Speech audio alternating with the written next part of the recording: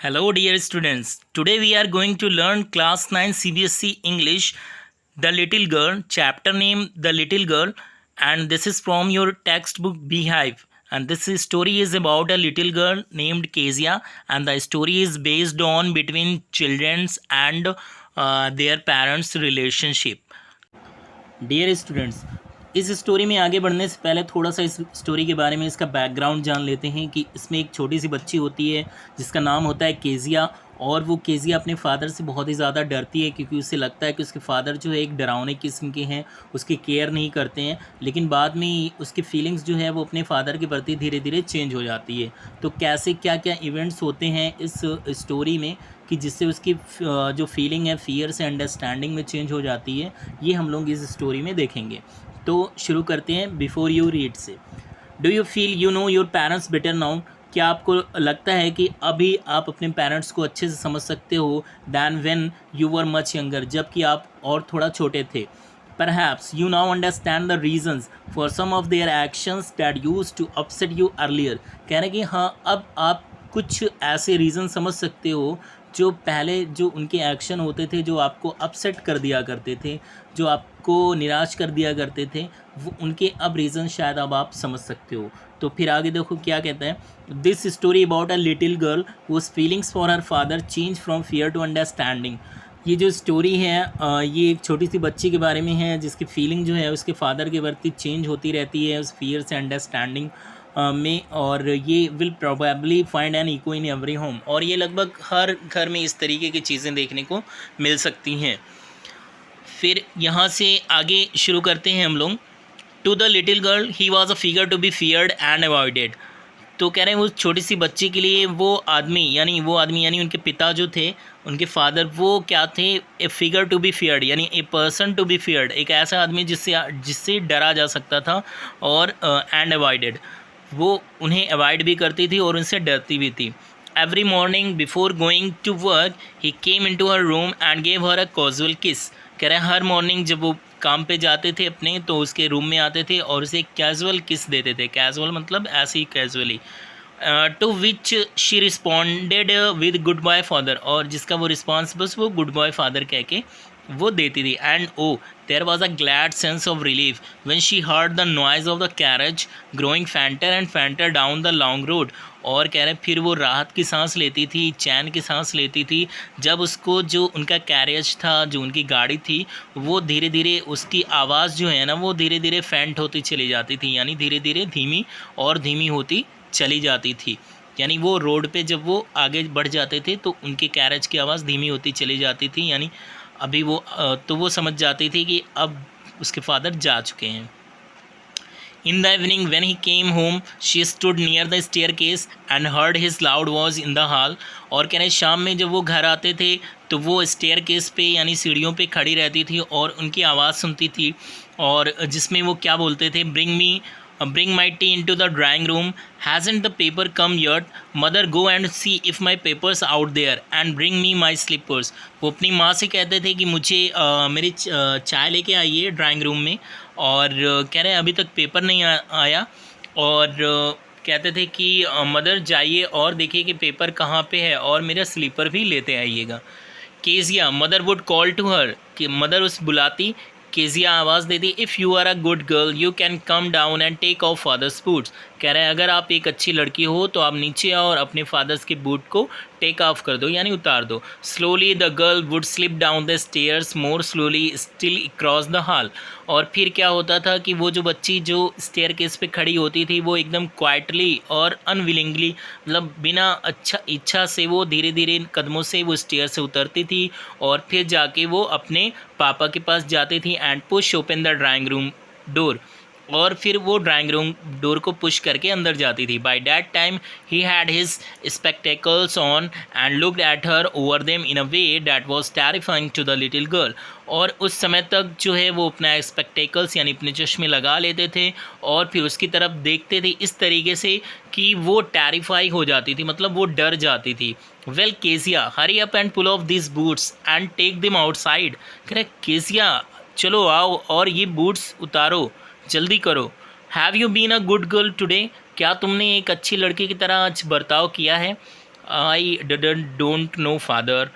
फिर वो क्या करने लगती है, वो वहाँ पे हकलाने लगती है, स्टटर्ड करने लगती है। You don't know, if you stutter like that mother will have to take you to the doctor. कह रहे हैं अगर तुम इस तरीके से हकलाओगी तो मदर को तुम्हें डॉक्टर के पास ले जाना पड़ेगा। She never stuttered with other people, had quite given it up, but only with father. कह रहे हैं कि वो कभी भी किसी दूसरे आदमी के सामने या किसी लेडी के सामने वो कभी भी हकलाती नहीं थी। अब वो पूरी तरीके से उनके सामने अच्छे से बोल लेती थी। बस प्रॉब्लम कहाँ पे थी, जब वो अपने फादर के पास सामने जाती थी। Because then she was trying so hard to say the words properly, क्योंकि उसकी फादर का डर उसके ऊपर इतना ज़्यादा हावी होता था कि वो अपना जो वर्ड्स है ना वो प्रॉपरली वो निकाल ही नहीं पाती थी। What's the matter, what are you looking so wretched about. कह रहे क्या क्या मामला है, क्या दिक्कत क्या है तुम्हारे साथ, और तुम इतनी मतलब ऐसी क्यों अनहैप्पी क्यों दिख रही हो, इतना उदास क्यों दिख रही हो। Mother I wish you taught this child not to appear on the brink of suicide. कह रहे माँ मैं काश तुमने जो है कि इसको जो है वो इस तरीके से पढ़ाया होता कि ये चीज़ें सिखाई होती कि ऐसा ना देखने में लगे कि ये बस सुसाइड करने वाली है, सुसाइड कमिट करने वाली है। Here Kezia carry my tea cup back to the table carefully. और कह रहे केसिया इधर आओ और ये मेरी टी कप जो है वो वापस टेबल पे केयरफुल्ली रख दो। He was so big, his hands and his neck, specially his mouth when he yawned। कह रहा है कि अब उसके फादर के बारे में यहाँ बताया जा रहा है कि उसके फादर कैसे थे, और ये काफ़ी इंपॉर्टेंट है क्योंकि इस तरह के क्वेश्चंस एग्ज़ाम में आते हैं कि हाउ ही लुक्स, तो हाउ डज़ ही लुक। तो ही वाज सो बिग, वो बहुत ही बड़े थे, और उनके हाथ और उनके हाथ और नेक बहुत ही बड़े थे, और स्पेशली उनका माउथ इतना बड़ा, जब वो खुलता था यान करने के लिए, जमाई लेने के लिए, तो वो बहुत ही बड़ा होता था। Thinking about him alone was like thinking about a giant. और अगर कह रहे हैं अगर अकेले में अगर आप उनके बारे में सोच रहे हो तो ऐसा लगता था कि हम किसी जायंट के बारे में सोच रहे हैं, यानी किसी राक्षस के, किसी दैत्य के बारे में। 4 नंबर देखते हैं। On Sunday afternoons, grandmother sent her down to the drawing room to have a nice talk with father and mother। क्या है, संडे के आफ्टरनून में क्या होता था कि ग्रैंड मदर जो है उसको वो भेजती थी ड्राइंग रूम में कि अपने फादर और मदर के साथ जाओ, अच्छी अच्छी बातें करो। But the little girl always found mother reading and father stretch out on the sofa. लेकिन वो यहाँ पे आप लोग देख सकते हैं कि वो हमेशा, वो छोटी सी बच्ची क्या पाती थी कि जब वो वहाँ पे जाते थे ड्राइंग रूम में तो उसकी मदर कुछ ना कुछ पढ़ रही होती थी, और उसके फादर जो है वो एकदम सोफे पे फैले होते थे। His handkerchief on his face, his feet on one of the best cushions, sleeping soundly and snoring. कहना, और इसके पापा जो है, उसके फादर, वो एकदम सोफे पे फैल के, उनके चेहरे पे उनका हैंकी जो है वो रखी होती थी, और उनके पैर एक जो बहुत अच्छे कुशन होते थे सोफे पे, उस पे रखे होते, उस पे पड़े होते थे, और वो एकदम गहरी नींद में खर्राटे लेते हुए वो सो रहे होते थे। यहाँ पे आप लोग देख सकते हैं किस तरीके की चीज़ें हो रही थी। और फिर आगे हम लोग इसको देखते हैं। She sat on a stool, gravely watched him until he woke and stretched and asked the time, then looked at her। कह रहे वो बैठ जाती थी स्टूल पे और फिर बहुत ही गंभीरता से उनको देखती थी जब तक कि वो उठ नहीं जाते थे, और फिर वो अपने को मतलब स्ट्रेच करते हैं ना उठने के बाद, जैसे अंगड़ाई वगैरह लेते हैं, तो वो सारी चीज़ें करते थे। एंड आस्क्ड द टाइम, और फिर उससे टाइम पूछते थे। देन लुक्ड एट हर, और फिर उसकी तरफ देखते थे। Don't stare so Kezia, you look like a little brown owl. कह रहे हैं कि केसिया ऐसे मत घूरो, तुम एक छोटे से ब्राउन आउल की तरह दिखती हो, उल्लू की तरह दिखती हो जब तुम मुझे ऐसे घूरती हो। One day when she was kept indoors with a cold, her grandmother told her that father's birthday was next week and suggested she should make him a pin cushion for a gift out of a beautiful piece of yellow silk। एक दिन क्या होता है कि जब वो घर में होती है, और तो फिर उसकी ग्रैंड मदर क्या करती है कि उसको बताती हैं कि उसके फादर का बर्थडे आने वाला है नेक्स्ट वीक में, और वो सजेस्ट करती है कि तुम उसे उन्हें गिफ्ट के तौर पे एक येलो सिल्क का बना हुआ जो है वो पिन कुशन बना के और गिफ्ट कर दो। तो laboriously with a double cotton the little girl stitch 3 side, और कहने बड़ी मेहनत से वो क्या करती है, एक कॉटन को जो है लेके और उसको 3 तरफ से जो है वो स्टिच कर देती है एक कपड़े में रख के। और but what to fill it with, लेकिन अब उसके अंदर वो क्या भरे, वो उसने कॉटन को लेके और 3 तरफ से स्टिच कर दिया, लेकिन अब चूंकि उसको पिन कुशन बनाना था तो उसके अंदर क्या इंटर करे।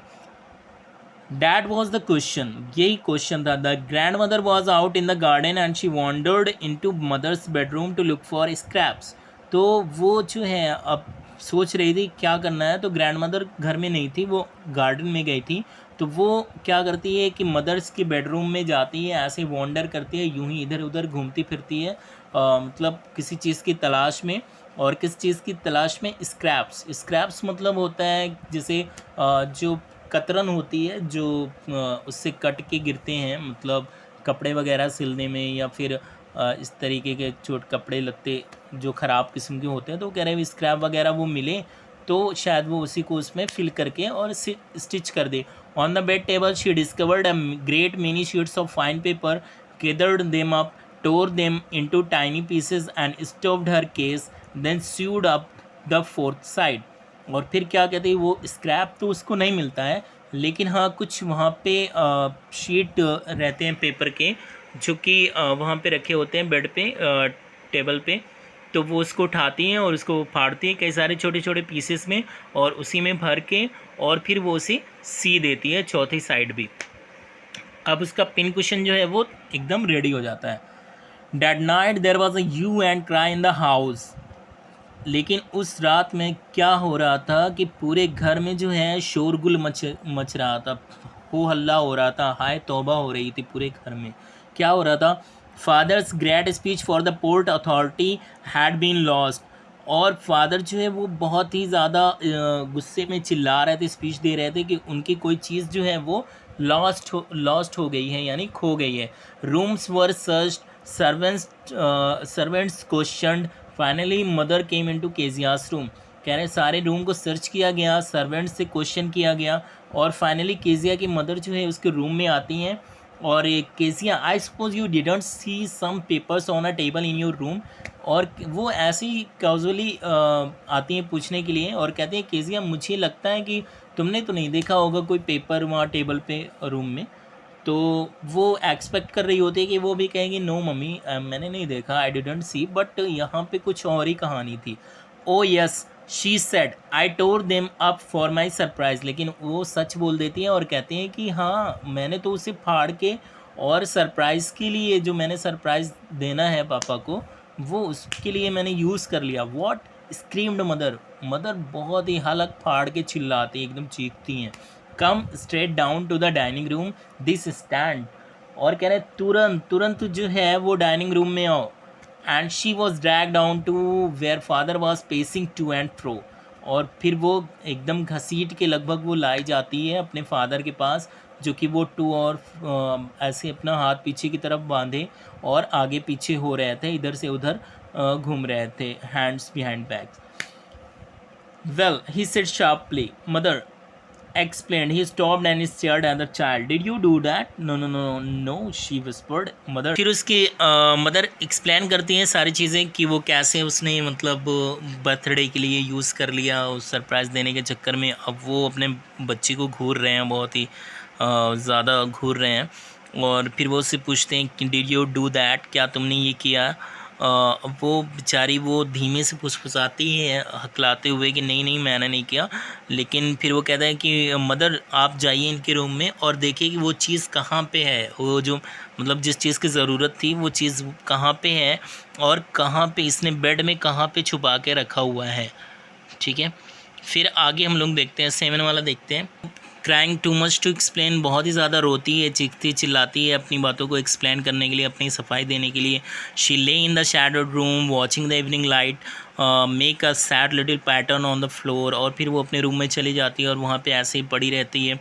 और उसके रूम में जो शाम का जो अंधेरा छा रहा होता है, शाम के जो लाइट आ रही होती है वो हल्की हल्की, वो उसको देखती है और फिर एक पैटर्न बना रही होती है एकदम उदास सी अपने फ्लोर पे। ऐसी लेटी हुई।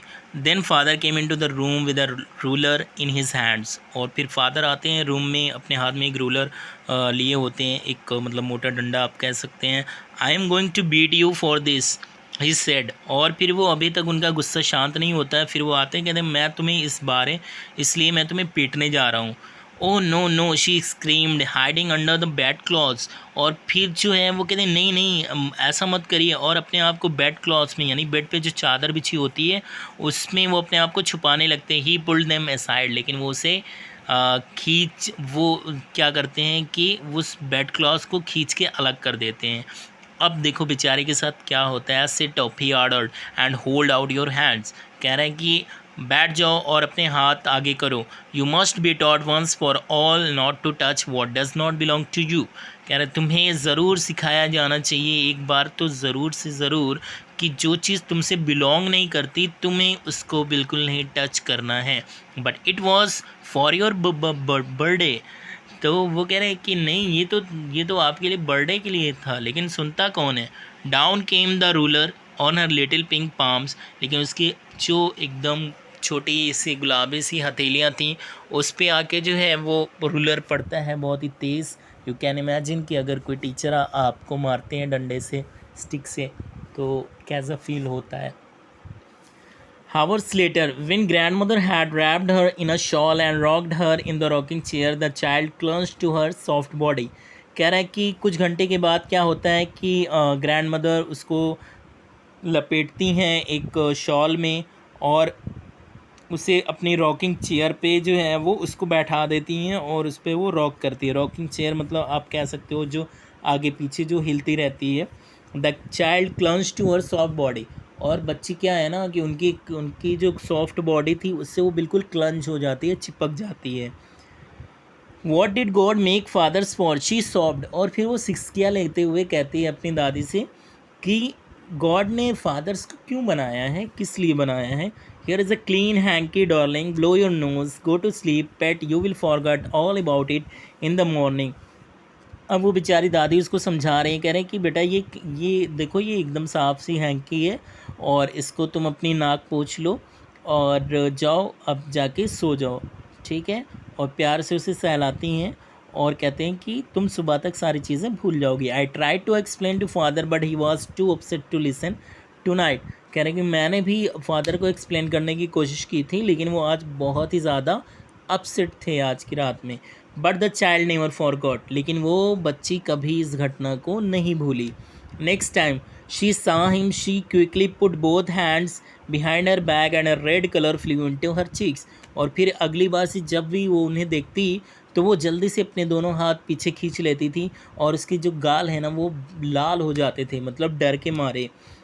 डियर स्टूडेंट्स, यहाँ पे इस स्टोरी का पार्ट 1 हम लोग फिनिश करते हैं, और इसका जो कुछ लाइंस बची हुई हैं, एक पेज बचा हुआ है, तो नेक्स्ट पार्ट में हम इसको एक्सप्लेन कर देंगे। क्योंकि अभी ये स्टोरी बहुत ही लंबी जा रही है तो हम दूसरे पार्ट में इस स्टोरी को जो है एक्सप्लेन कर देंगे।